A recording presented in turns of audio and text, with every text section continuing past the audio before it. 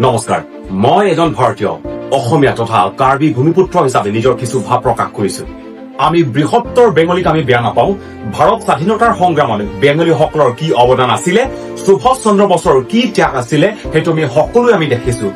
আমি কোনো জাতিক বেয়া নাপাওঁ কিন্তু সংবিধানে সুৰক্ষা দিয়া আমাৰ কাৰ্বি আংলং জিলাত বেংগলী সমাজক নেতৃত্ব দিয়া সকলে যি মন্তব্য কৰিলে সেয়া শুনি মনে মনে থাকিব নোৱাৰিলে বাৰবাৰ তুলিৰাম নহয় ইয়াত আৰু চিএম হ'ব নোৱাৰে এইটো খাটাং আমি কৈ দিলো তাৰ কাৰণে যি চেলেঞ্জ ল'ব লগা আছে আমি ল'বলৈ প্ৰস্তুত আছো তেওঁলোকে বিচাৰিলে কাৰ্বি আংলং শাসন সলনি কৰিব পাৰে কি কথা কৈছে এনেকৈ কোৱা মানে নিশ্চিতভাৱে সেই বেংগলী সমাজ পাকিস্তান অথবা বাংলাদেশৰ পৰা অহা বেংগলী সমাজ যদিহে ভাৰতীয় হ'লহেঁতেন তেনেকুৱা কথা নকলেহেঁতেন ভাৰতীয় সংবিধানে স্বায়ত্ব শাসন প্ৰদান কৰা অঞ্চলৰ ওপৰত এনেকুৱা মন্তব্য কৰাটো সম্পূৰ্ণ ভাৰতীয় সংবিধান বিৰোধী আৰু যি ভাৰতীয় সংবিধানৰ বিৰোধিতা কৰিব পাৰে তেওঁলোক কেনেকৈ ভাৰতীয় হ'ব তেওঁলোক পাকিস্তানৰ পাকিস্তানী নহলে বাংলাদেশৰ বাংলাদেশী ভাৰতীয় সংবিধানৰ প্ৰিএম্বল অৰ্থাৎ প্ৰস্তাৱনাতে আছে আমি ভাৰতীয় জনগণৰ জাতীয় ঐক্য আৰু সংহতিৰ ভাৱ সুনিশ্চিত কৰিম বুলি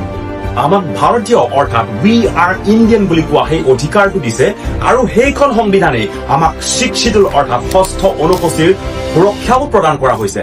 কিন্তু কাৰ্বি আংলঙত উৎপাত কৰা বেংগলীসকলৰ মগজুত সিমানখিনি বুজাৰ ক্ষমতা নাই কাৰণ সিহঁত বাংলাদেশৰ বাংলাদেশী অথবা পাকিস্তানৰ পাকিস্তানী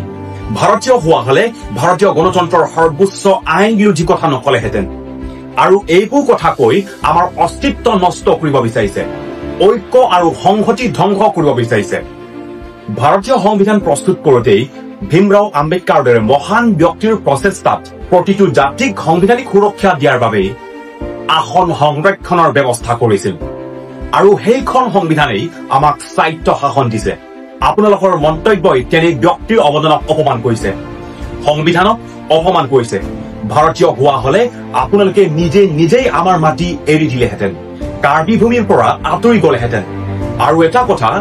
ভাৰতত 9 কোটি বেংগলীৰ বাবে পশ্চিমবংগ ৰাজ্য আছে 10 কোটি বিহাৰীৰ বাবে বিহাৰ ৰাজ্য আছে আপোনালোকৰ মন থাকিলে তাত যাওক আৰু তাত আসন বা শাসনৰ কথা কৈ থাককৈ আমাৰ 5 বা 6 লাখ কাৰ্বি জনসংখ্যা থকা ভাৰতীয় সংবিধানে স্বায়ত্ব শাসন প্ৰদান কৰা কাৰ্বি আংলঙত উৎপাত কৰি সংবিধান বিৰোধী কথা কৈ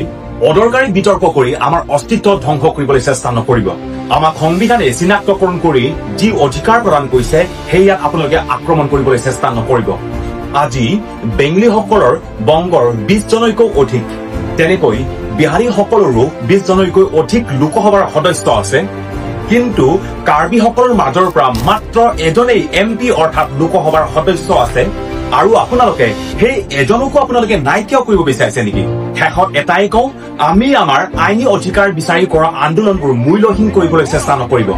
আমাৰ ত্যাগ আৰু প্ৰতিটো ভাল তেজৰ মূল্য আছে আপোনালোকে ষড়যন্ত্ৰ কৰি আমাৰ ত্যাগক মূল্যহীন কৰাৰ চেষ্টা নকৰিব আমাৰ জাতিৰ মাজত বৃহত্তৰ অসমীয়াৰ একতাৰ মাজত আপোনালোকৰ লেতেৰা মন্তব্যৰে সংঘাতৰ সৃষ্টি কৰিবলৈ চেষ্টা নকৰিব সিদ্ধাকৈ কৈছো পাকিস্তানী যদি পাকিস্তানত যাওক বাংলাদেশী যদি বাংলাদেশত যাওক আমাৰ পৰিৱেশ বেয়া নকৰিব সকীয়াই দিছো ধন্যবাদ কাৰ্টন জয় আই অসম